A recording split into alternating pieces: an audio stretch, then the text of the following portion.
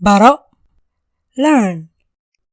Baro Somali, learn Somali. Taabo, touch. Ku taabo fartaada, touch with your finger. Jimicso, exercise. Jimicso maalin kasta, exercise every day. Xanaaq, get angry. Ha xanaaqin, qosolka badi. Don't get angry, laugh more.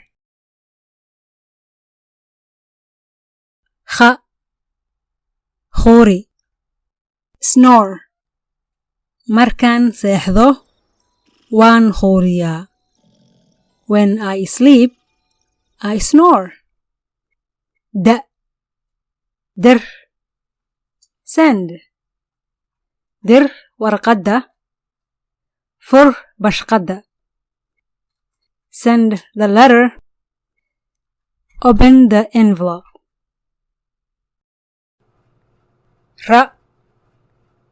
Riix, push. Riix batoonka, push the button.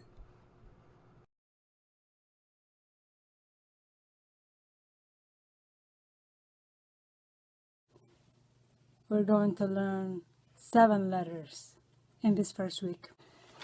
And as we have mentioned last week, we are going to call this program Color with Me. Ila midabe. So we're going through the book. The book is in alphabetical order, the Somali alphabetical order. It's not A to Z. It is waxaa laga bilaabayaa ba. Xarafka ugu horeeya Soomaaliga waa ba. Baro. Baro macnaheedu waxa weeye learn. Marka baro sidee loo qoraa? I hope you can see it. Yep. Baro waxaa loo qoraa ba, a, ra, o. Xarfahan dambe waan baran doonaa. We will learn these other letters. This is the capital letter. Tan waa farta waaweyn. This is small letter. Tan waa farta yaryar.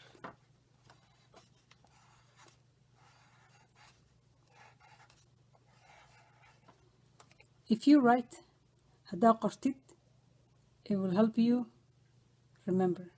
Waxay kaa caawinaysaa inaa xusuusatid. Now, waxaan isticmaalayaa jaalle, colorka jaalle. I will use the yellow color to color the book. Waxaan isticmaalayaa colorka jaallaha, buuggaan hadda midabka marinayaa. Adiga haddaa buugga haysatid, if you have the book, waxaa isticmaali kartaa, you can use your favorite color. Colorka adiga jeceshahay. Oh yeah, shaqeynaya. Yay!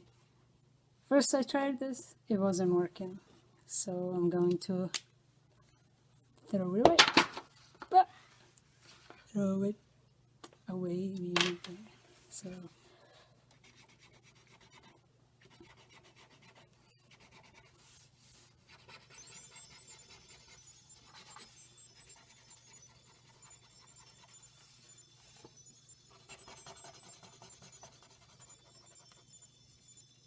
alright, so now we're Bismillah. Yay! Color kan dhaqso badan yahay, kii hore ka weyn yahay. So I used midabka jaallaha. Kan colorkan waxaa la dhahaa af Somali jaalle. Do you know anything that's yellow? Wax jaalla ama taqaanaa? You know, the first thing that comes to mind is banana, moss. Now I'm getting hungry. Moss. What else is yellow? Corn is also yellow. Galleyda waa yellow. Jaalle wey jaalle. Maybe waxaa laga yaabaa you have some yellow clothes, yellow hijab if you are a girl, yellow pants, yellow shirt. Jaalle waxaa laga yaabaa inaad leedahay maro jaalle ah. So buugga oo yellow looks great. In this page you learned letter B. waxaa baratay xarafka ba. waxaa baratay jaalle. waxaa baratay baro. Learn. waxaa kaloo baratay how to write baro. In this page you learned the first letter. You also learned learn how to tell someone to learn something. So baro means learn. So this page is going to use wuxuu isticmaalayaa pagekan the word from this page, ereyga pagekan ku qoran. So let's go. Baro Somali. So you are telling someone, qof baa waxaad u sheegaysaa to learn Somali, Somaliga inuu barto. You can also tell someone to learn Arabic, Baro Arabi, or you can tell someone Baro Talyani, so learn Italian. You can also tell someone qof baa waxaad dhihi kartaa Baro Tabasha, which means learn how to swim. In our example, tusaalahan waxa weeye Baro Somali, learn Somali. waxaan isticmaalayaa cagaar. I'm going to use green. Af Somali, green waxa weeye cagaar. Can you think of something that's green? wax cagaaran ma ka fikari kartaa hadda? What do you think? Something green. Cawska waa cagaar. The grass is green. And my car, gaarigayga, is green, waa cagaar.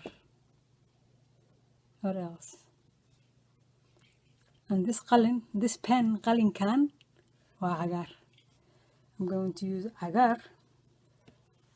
I will also use jaalle, so laba color. I will use 2 colors. waxaan isticmaalayaa cagaar, jaalle. Jaalle waa soo baratay, halkaasaan kusoo isticmaalnay maanta. hadda waxaan baranaynaa laba color. Labo Somali waxaa weeye 2. Labo. I'm going to color. waxaan madabeynayaa this whole top part. waxaan ka dhigayaa cagaar. Cagaar.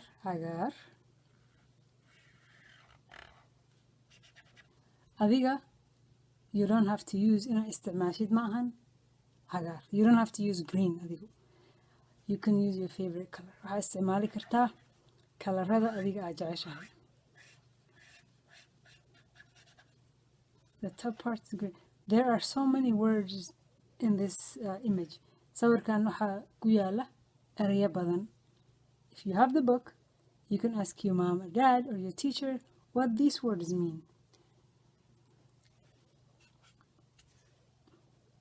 I'm also going to use the green for some other random areas. waxaan isticmaalayaa green dhowr meelood oo kale. Maybe in this.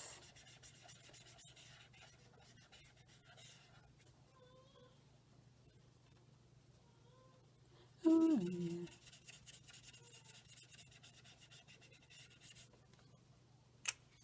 cagaarka waan dhameeyey, halkaasaan dhigayaa.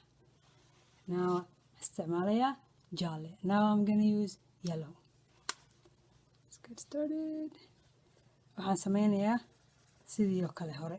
I'm going to use this whole line. dhinacana waxaan isticmaalayaa jaalle.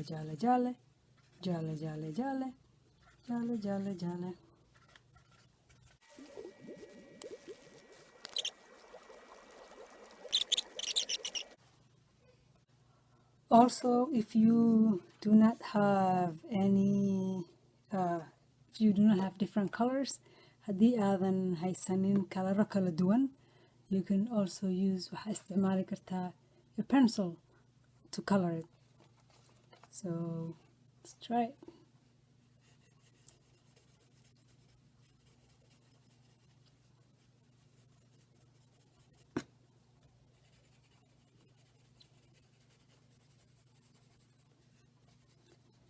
Pencil in Somali is qalin rasaas. Qalin rasaas. Qalin qori. Some people call it qalin qori. Qalin is the general name. Qalin waxay magaca guud like a pen. Qalin rasaas is the one kan la qoro way. So you can also use, since we have more green, هذا waxaan isticmaali karnaa more jaale hadana ku dar. Wad. You don't have to use only these two colors. Labadan color bas ina isticmaashid ma ahan. You can use as much colors as you want. I want to keep it very minimum. Waxaan rabaa inaan aniga kalarada yareeyo. But you're free to do as much colors as you like. Look at that. So the purpose of these two pages for you to learn ba, first letter, harf ugu horeeya, baro, learn, and then you can practice a little bit for your handwriting because you want to have very good handwriting. Farq qurux badan inaad lahaatid waay. And the only way to have something qurux badan is to naku celcelisid. Baro Somali, we talked about that, of Somali. Baro Somali means learn Somali. Ta is the second letter of the Somali alphabet. Ta waa xarafka labaad alifbeetada Soomaaliga. Ta, taabo means touch. And on this page, I'm going to first do the handwriting. Fartayda inay qurux meera noqoto maan rabaa. I want my handwriting to be very beautiful.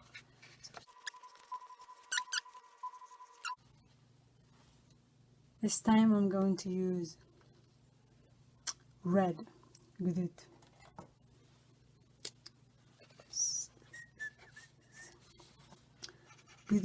Gudud is red. It's going to be a red phone, telephone gududan. If someone is holding a phone that is red, it will be telephone gududan, red phone. So when you think of red, marka red kalarka gududan ka fakartid, what comes to mind? Tomato, yaanyo. Tomato is red. What else is red?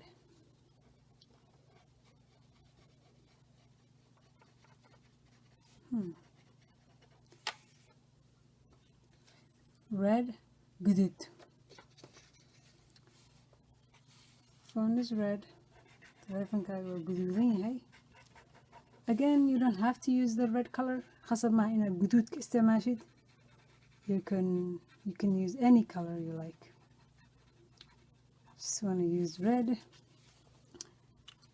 And we need maybe blue. We'll use blue for the nails, cidiyaha.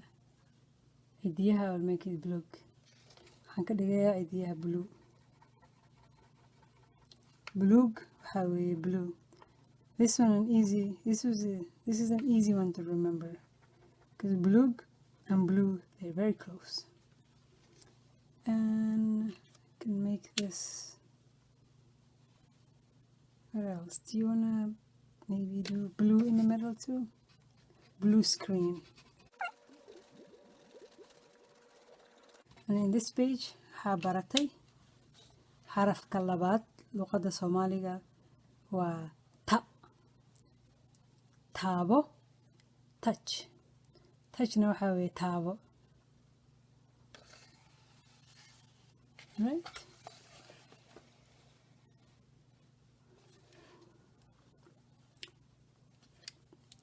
Ku taabo fartaada. Ku taabo fartaada. Ku taabo fartaada means touch with your finger. I will use 4 colors. Hadda waxaan isticmaalayaa afar color. waxaan isticmaalayaa afar color. waxaan isticmaalayaa kafee ama bunni. kan baan isticmaalayaa. I will use brown. I will also use waxaan isticmaalayaa orange. In Somali, orange is orangey. It's very close to orange, same thing. Kanna, you learned this in the previous page. This is agar. So we're going to use this for agar. Kanna waxa weeye blue.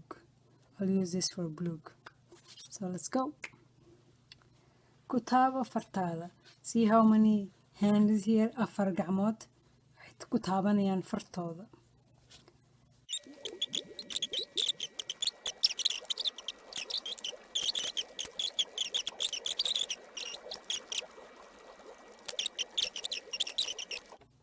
And then back to these two pages. waxaan dhahnay the second letter of Somali alphabet is ta. Taabo. Taabo means touch. And I hope you have finished your handwriting so that you can have a very beautiful handwriting. waxaan rajeynaya inaad si fiican u qortay si fartaada u qurux badnaato. And in this page we said ku taabo fartaada. Touch with your finger. Ku taabo fartaada. Touch with your finger. Now I'm touching finger. Finger. Fartaada. Your finger. Ja. Ja. xarafka saddexaad Soomaalida af Soomaaliga waa ja. Jimicso. Jimicso. Exercise. Jimicso.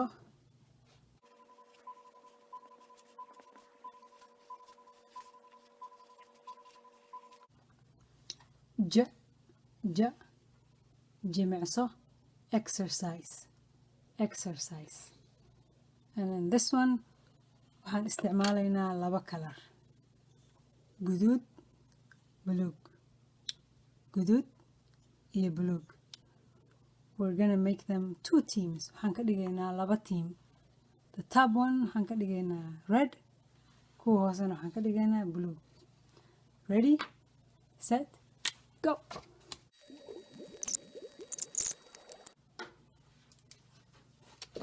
Jimicso maalin kasta. Jimicso maalin kasta. Exercise every day. And in this one waxaan isticmaalaynaa laba color. Labo. Jaalle iyo cagaar. Labadan color waa soo baratay. You learn these two. So by now I think you know. Jaalle, cagaar. And in this page, labadan page, these two pages you learned the third Somali alphabet, ja. You learned the word jimicso, which means exercise. Jimicso maalin kasta. Exercise every day. Ha. Ha is the fourth letter of Somali alphabet. Ha waa xarafka afaraad alifbeetada Soomaaliga. Xanaaq. Xanaaq. Get angry. Xanaaq. So we're first going to waxaan qoraynaa xanaaq. Now I'm going to use 3 colors. Saddex color. New color. Madow. Madow. waxaan isticmaalaynaa madow, guduud iyo orange. Madow waxaan isticmaalaynaa indhaha labada indho. We're also going to use orange for the body. The whole body is going to be orange.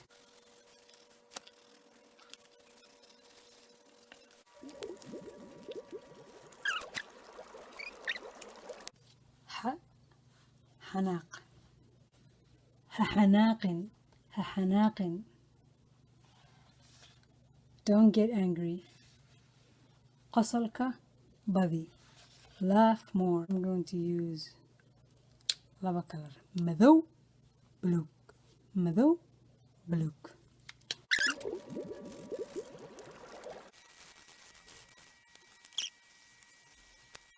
حناقن رب فرح سناو. And in this 2 pages you learned ha. Ha is the 4th letter of the Somali alphabet. حرف أفراد alphabet the Somali. حناق, get angry.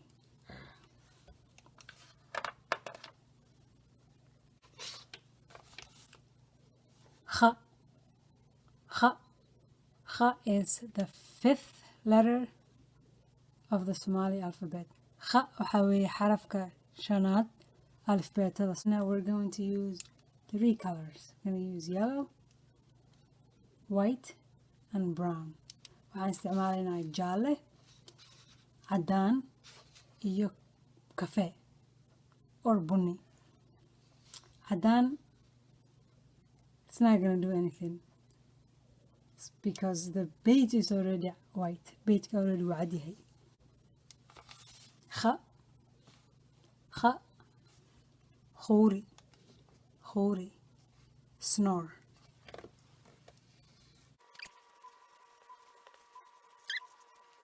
خوري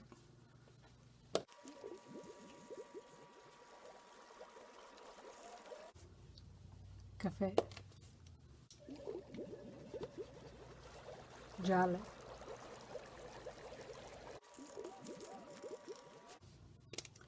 عدان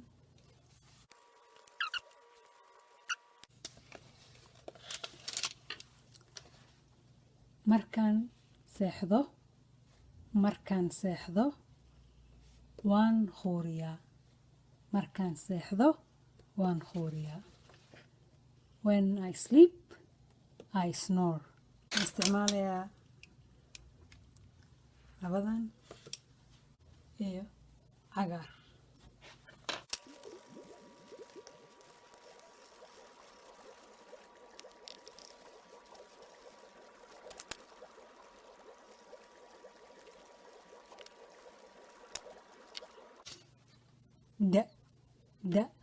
دا وحرفك لحاد ألف بيت الصومالي. در send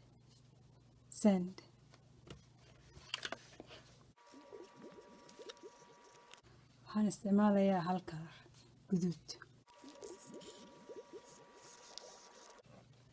در ورقدة فر بشقدة.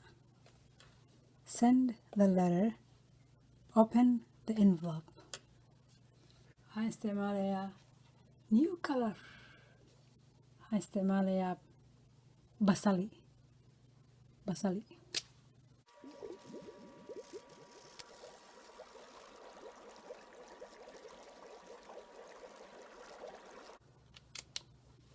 These 2 pages waxaad baratay xarafka lixaad ee alifbeetada Soomaaliga. Der send der warqada fur bashqada. Send the letter, open the envelope. ra waa xarafka 7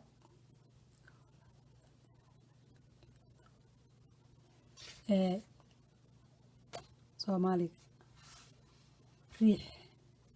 ريح push.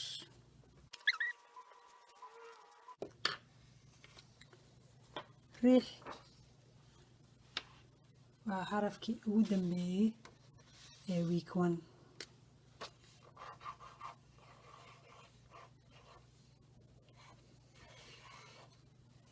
kow, 2, 3, 4, 5, 6, 7. waxaa baratay 7